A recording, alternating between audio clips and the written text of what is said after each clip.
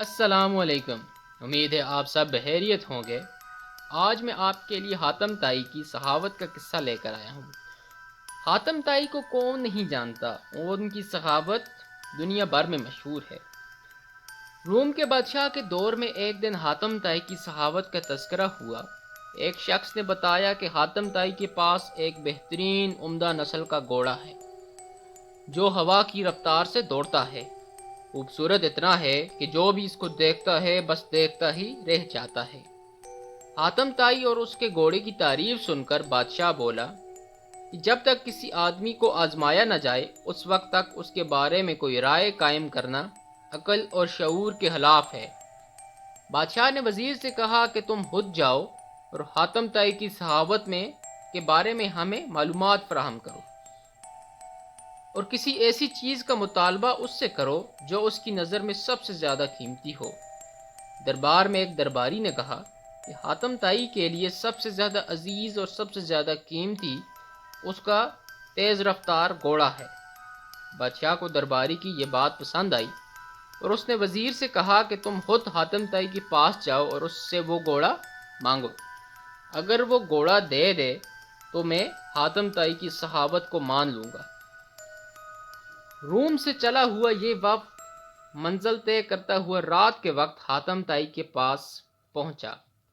جس وقت یہ وفد حاتم طائی کے گھر پہنچا موسلا دھار بارش شروع ہوئی تھی۔ گپ اندھیرے میں بادلوں کی گرج چمک نے خوفناک ماحول بنا رکھا تھا۔ ایسے خراب موسم میں کسی مہمان کی مہمان نوازی کرنا تو درکنار، گھر سے نکلنا بھی ممکن نہیں تھا، لیکن حاتم طائی نے میزبانی کا حق ادا کیا اور مہمانوں کے تواضع اور آرام اور آسائش کا پورا انتظام کر لیا۔ دسترخوان پر لذیذ بنا ہوا گوشت کھا کر مہمان بہت خوش ہوئے اور انہوں نے اپنے سفر کی تھکان کی جگہ توانائی محسوس کی اور گہری نیند سو گئے۔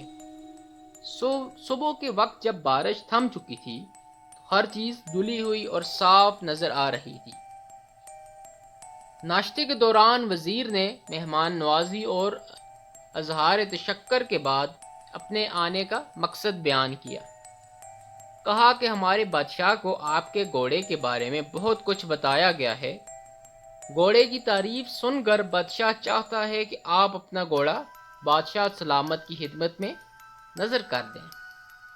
وزیر کی بات سن کر حاتم طائی افسوس کے ساتھ ہاتھ ملنے لگا اور بہت افسردہ ہو کر بولا، اگر آپ گھوڑا ہی لینے آئے تھے تو یہ بات آتے ہی مجھے بتا دینی چاہیے تھی، لیکن اب میں مجبور ہوں، میں آپ کو وہ گھوڑا نہیں دے سکتا کیونکہ میرا وہ پیارا گھوڑا اب اس دنیا میں نہیں رہا۔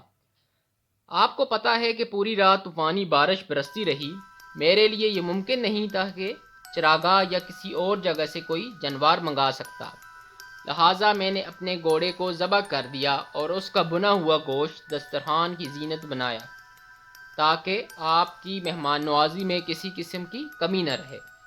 وزیر حاتم طائی کی یہ بات سن کر حیران رہ گیا۔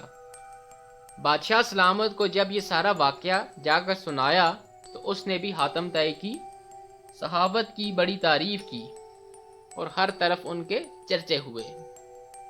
ہاں جی، یہ تھی حاتم طائی کی صحاوت کی کہانی کہ وہ کتنے صحیح انسان تھے۔ تو اب ملتے ہیں نیکسٹ سٹوری میں۔ میرے چینل کو لازمی لائک، سبسکرائب اور شیئر کریں۔ اللہ حافظ۔